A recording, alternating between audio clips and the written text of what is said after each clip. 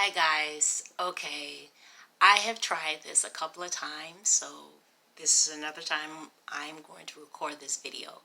I have been up since probably about 3:30 this morning, so if I look tired, guys, look over that, okay? There is so much going on in the world right now besides COVID-19. People have lost jobs, people have lost family members, friendships, homes, just so much, not only with loss but rejection. To be let go from a job is not only losing the job, but it's rejection, being rejected from the job.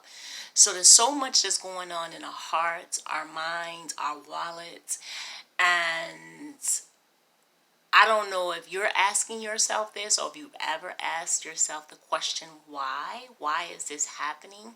Well, I want to get you to think about another question. Instead of asking why, ask where. Where do you want me to go? Where do you want me to be? Yeah, I have to tell you guys, I absolutely love the Bible.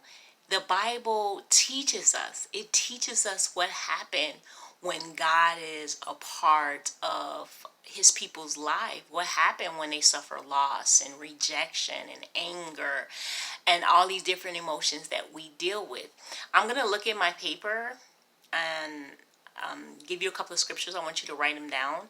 Okay, Acts, I'm squinting because the light is in my eyes. Acts 14:22.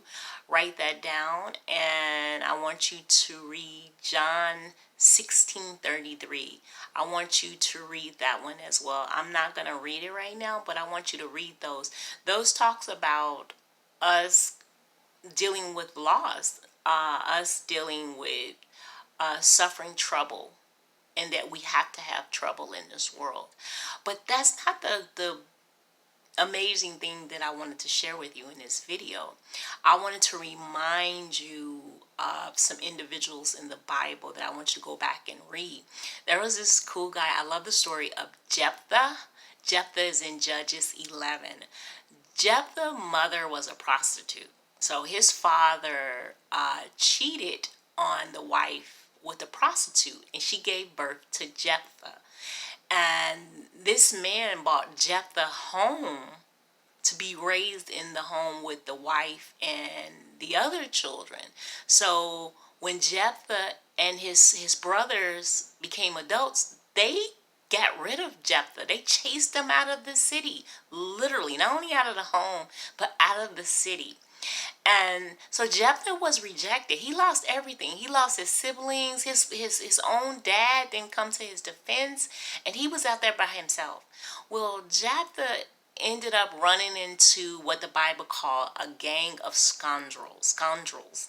These are individuals that basically didn't believe in the Lord, okay? And he connected with them. So you might think, okay, so why did this happen? No. Not why.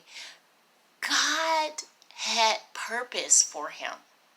So even though he got rejected, even though he was chased out of town, even though he hooked up with this gang, God still had purpose for him. So it became where? Where did God want Jephthah? Was he to stay there in the city that he was in? No. So the children of Israel had an enemy that came up against them. And guess who they went to go get? They went to get Jephthah. And they asked him to fight for them. And he said, okay, you got rid of me and now you want me to fight for you. So Jephthah wanted to be over them. He said he'll do it, but they have to make him over them. And they agreed. God blessed Jephthah. God was with him, and Jephthah became a judge over the Israelites during that time. Read Judges 11, amazing story. So then another story you have is Abraham. You know, people talk about Abraham being the father of faith, but Abraham lost everything. Abraham had to leave the city he was born in, his family, his friends. He left absolutely everything. Abraham didn't ask God why. He just, where do you want me to go? And I'm just throwing that in there, but Abraham followed God. He followed the where. Wherever God sent him, that's where Abraham went. So that's what I want to remind you right now. And then there was one more story, Naomi.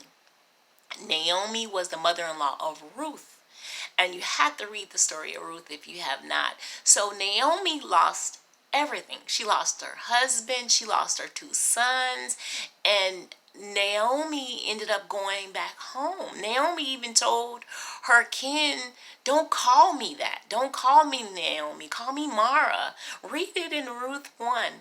And she even though she had lost, even though she had sorrow, even though I believe she was a little depressed because she wanted her name to be changed to Sorrow, she still went. She still moved. And by her moving and not staying in her sorrow state, God blessed her and Ruth because Ruth was with her. And through Naomi and Ruth came David eventually, and Jesus came from that family line. So I want to tell you, instead of asking, why did this happen to me? Ask God, where? Where do you want me? Where do you want me to go? Where do you want me to be? So pray about that now. Get your mind ready to move. Get your heart ready to move. And when you get ready to move, be like Abraham. Don't question it. Just go. God bless you guys. Bye.